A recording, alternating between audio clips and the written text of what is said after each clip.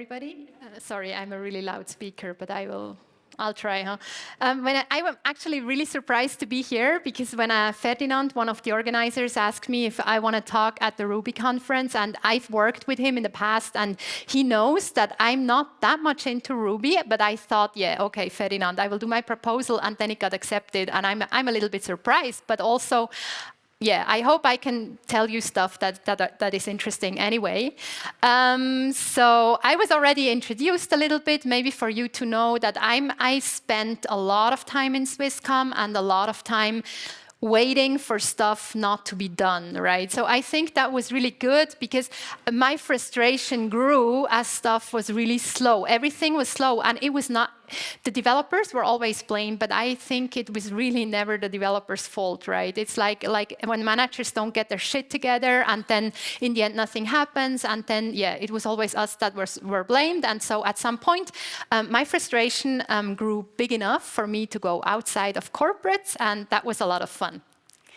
So what's my motivation to speak here today about how to bootstrap your software company? I come a lot across people who have finished business school and who have great ideas, and if they just had developers to implement them, and they see us as service providers, you know? So a lot of them are like, oh, I have this great idea, and the idea is worth like 99% of the shares, and now I need somebody also to implement it.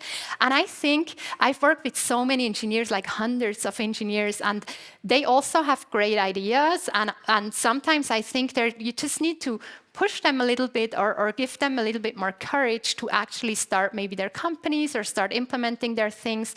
And yeah, that's why I'm here. I really hope that I can inspire some of you to maybe start your own thing. And if you're not thinking about starting your own thing, the stuff that I'm going to talk about is also valid for developing new features or deciding about maybe a new app for your company. So yeah, I'm going to talk to you about Actively. That's one of it was actually a Corona project. So we were a bit bored at home, and then me and my co-founder at the Happy Lab, we thought we could build something, and then we started to bootstrap it. So I'm going to give you a little bit of background for Actively. Yeah, it's just the example case for today. It's actually not a big deal. Then we will talk about like how do you find out what are all the problems you could possibly solve and what's a problem worth solving. And then again, what are the solutions that you could take to solve the problem and how to come to a minimum viable product. And then in the end, when you have launched it, make sure that it gets better and better.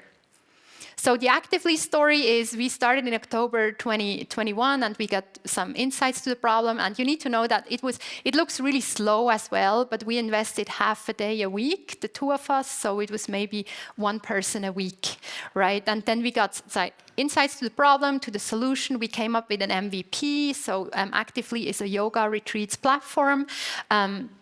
It also has to do with Corona, because the interviews we had, people really wanted to get out again, right? So that biased a bit the experiments. Then we had a full launch in April 22, and then we also, by now, we're doing retreats in Europe. Yeah, and we recently introduced marketing automation, which makes my life even easier. So we didn't take any investments because we wanted independence. We have both worked. So I'm turning 45 next year, and my co-founder is at the same age. So we did a lot of startups together.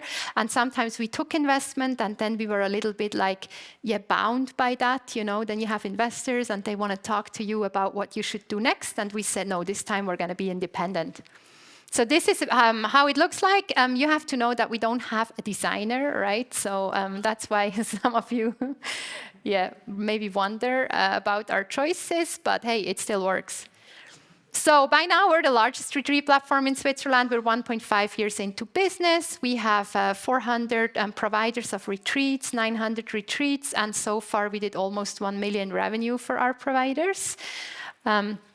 And our stack, as I said, is not done with Ruby, but we started with a low no-code stack. So before we even knew what's going to work, we really used like a CMS. We used Shopify, Airtable, MailChimp, and Zapier, and we just stitched something together that works, right? And then when we saw it got traction, we moved the front end and Logix part to React, Tailwind, and then we still use Airtable, MailChimp, and Zapier in the background.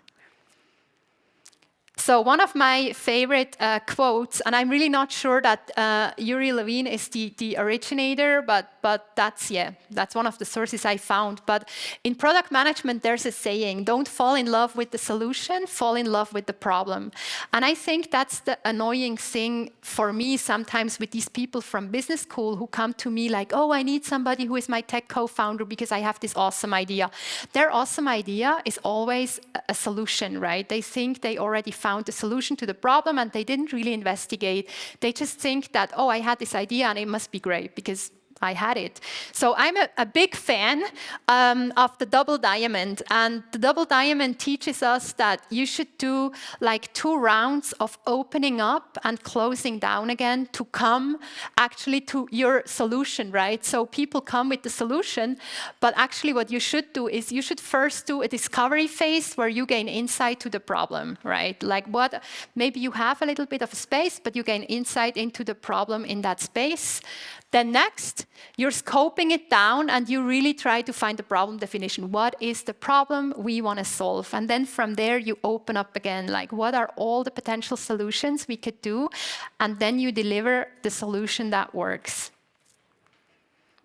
So where did we start? We wanted to find a target group that we could empathize with, because just before we did a startup for a friend as co-founders, and it was about finding your, how can I say this, boob job doctor? So we did a platform where somebody who wanted to enlarge their breasts could find their best breast doctor. But we didn't feel empathy.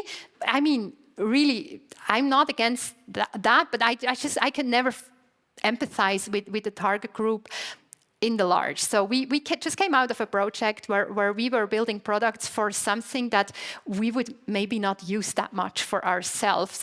And then we discovered the challenges of this target group, and then we define the solution. So how we started is we try to really gain insight in the problems. So we said we want to do, just the only thing is we want to do it for a target group we empathize with. So we started writing down our people we empathize with, and our overlap is people who are active or people who want to be active in their life, right? Some activity. It could be professional athletes, or it could just be people who do yoga once a week. And then we really tried to do field research. We did user interviews, we did competitive analysis and data analysis, and we spent roughly 400 Swiss francs to gain insight in the problem. And after that, we found out that our target group are like women who are living a busy life, who pursue a career and also have a family. They want to be active as well, but they cannot do fixed training plans because of family, career, and everything. They don't want to have sports as an additional stress factor. So we also did interviews with men, and there it went more into the competitive side, right? They are like, oh, I have a family and I have a career, but also I want to run Boston Marathon next year, right? But women were a bit different. They said, like, when I'm active, I don't want to feel the same competition. I already have that at work. Don't stress me out. So we wanted to help women who see exercise as a sustainable contribution to their health. So what we did in this first phase, we researched some trends from Zukunftsinstitut, so Institute of the Future. We had several interview templates, but this is one. We just ask people, what is your motivation? What activities are you doing, etc. Then we did some competitor analysis.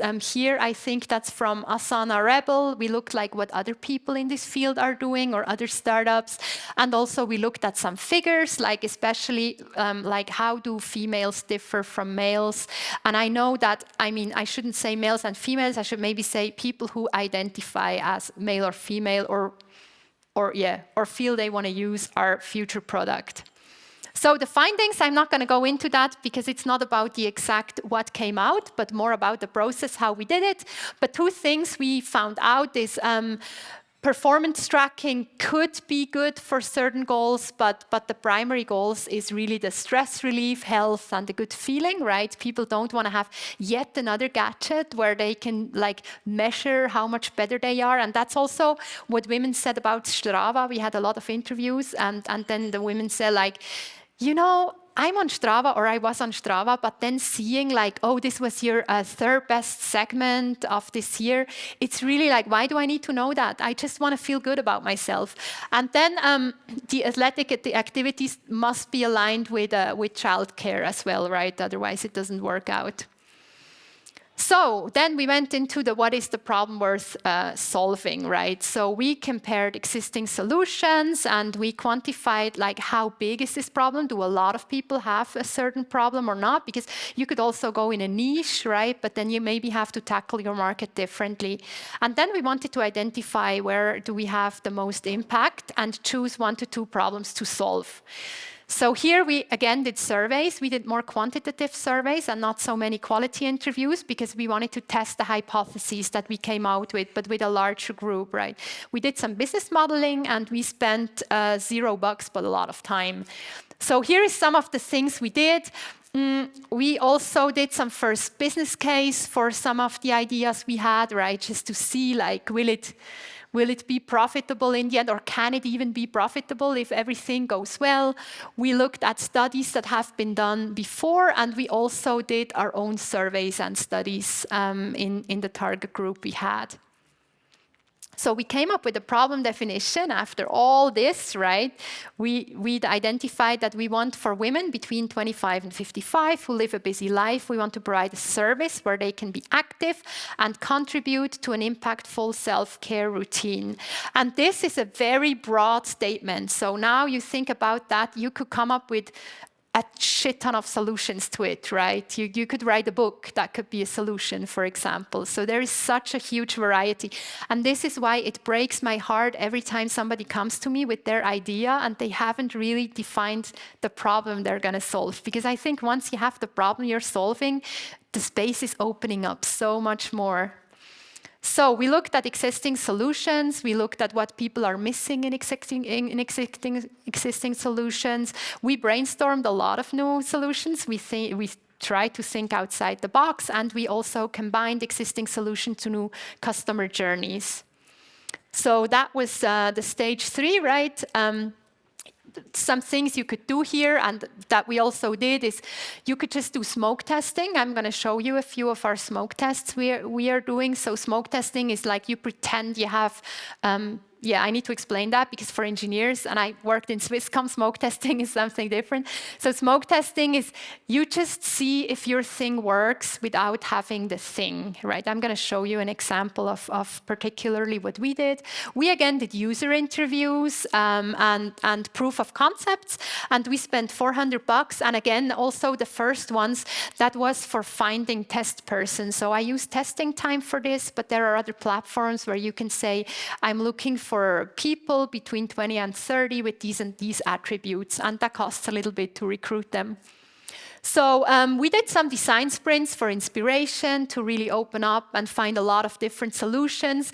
We did prototyping, and then we tested our prototypes with our target group. We also did a bit like more high-resolution mocks, right, to pretend that we already have it. This was not for the yoga platform, so here we didn't pick our solution yet, right? So this here was for a platform where you can find people who support you to reach a thing that you want to do for yourself. And here, this was the refined version of that. So it was about like challenges where I would say, I want to do, 1,000 cycling kilometers this month. Who will help me?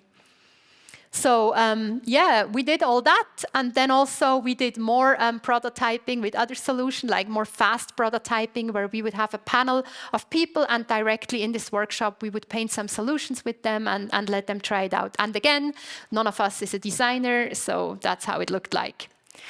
So what we found out in this stage is there are really hundreds of ways to solve the defined problem. But what we also found out, it is going to be hard to give our target group yet another app, right? If we tell them like, oh, if you had this and that app, that won't fly, because people told us like, I already have so many apps and I started this app and I got an abo, but I never used it again. So we thought it's going to be hard to bring a new app to their lives. I mean, of course, if you had 20 engineers and a lot of financing, you could maybe do it. So the next phase was really about choosing our minimum viable product. So going from all these solutions down to the one solution that we really want to roll out.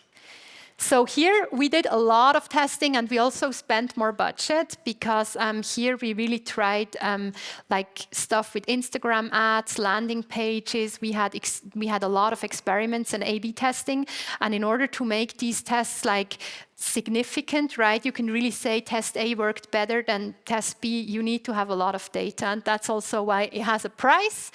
So there are a lot of things you could do. So I'm just going to tell you maybe 2 of those that you might not be familiar with because they're a little bit less known.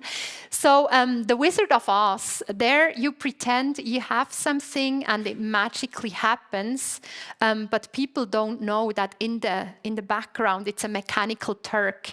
One famous example is the first guy who came up with the idea of selling cars online. He just put some pictures. I mean, that was 99 or so. So he made a basic website with a few pictures of cars. He pretended that people can buy them online, and when people bought a car online, he went to the dealer and he tried to organize a car, right? And that's a Wizard of Oz, because the people who are using his platform, they have no idea what's going on behind the scenes.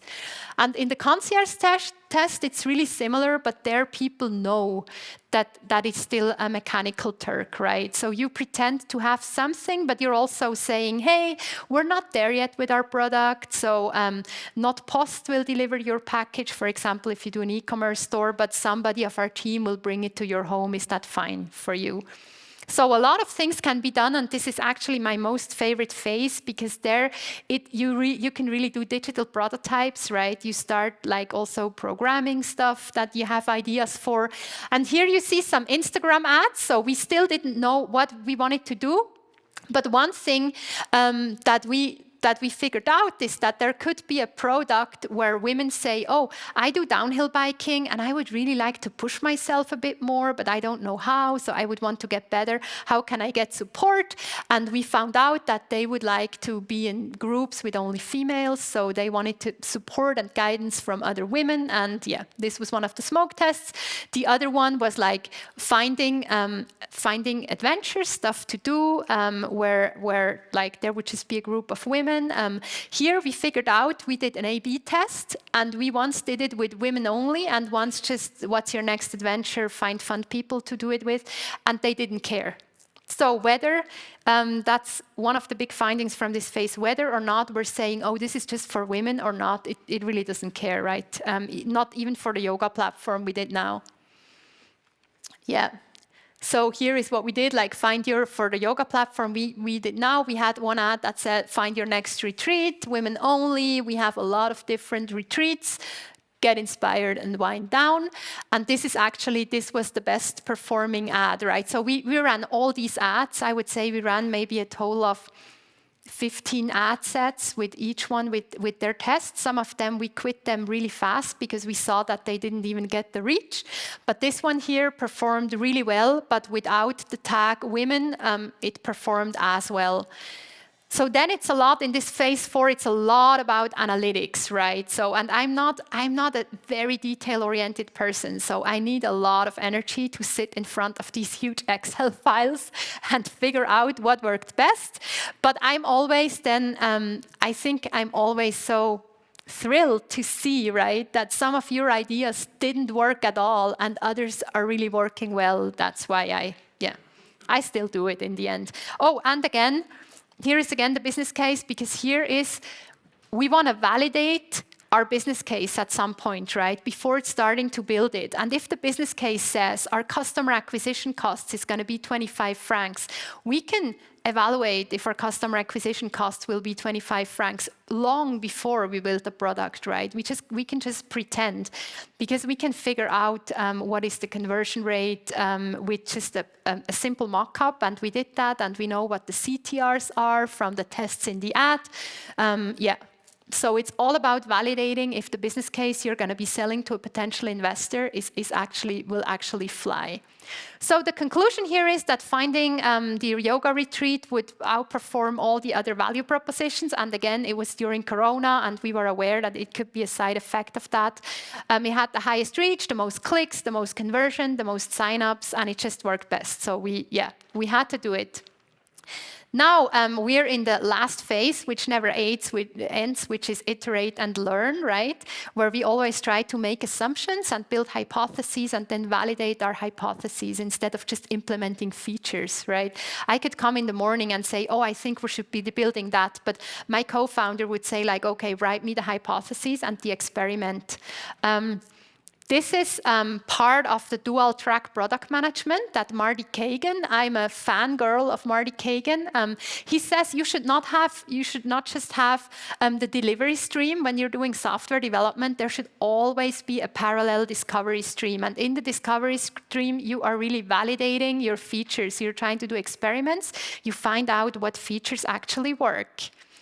So here is one of our examples. At the moment, our cost per booking is $17. So if we buy customers online on Google, the conversion rate of the platform still sucks, and the organic traffic is 20%. And a hypothesis could be by reducing the checkout form from 2 steps to 1 step, we will increase our checkout conversion by 20%. Checkout conversion means as soon as somebody started a checkout until they complete it, right?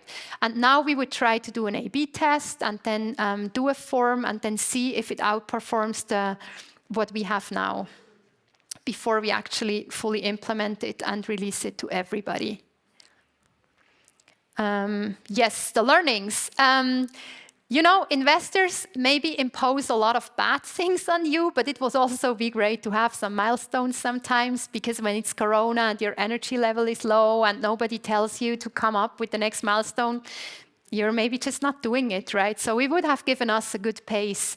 2 co-founders with only 10% each is doable, but now we're at the moment that we could scale if we had more resources, but we don't have them because we also have a lot of other jobs. So we need to figure out now, how do we scale this? Or, really, no, we cannot shut it down because the providers love us, and so the user focus goes missing sometimes because the B2B customers are occupying us a lot by, I cannot upload my picture, or can you help me? I don't know with what, right? So they are always like writing emails. We don't have so many emails, maybe 5 to 10 per week for dozens of new retreats per week. So it's not that bad, but which is 10% of our time.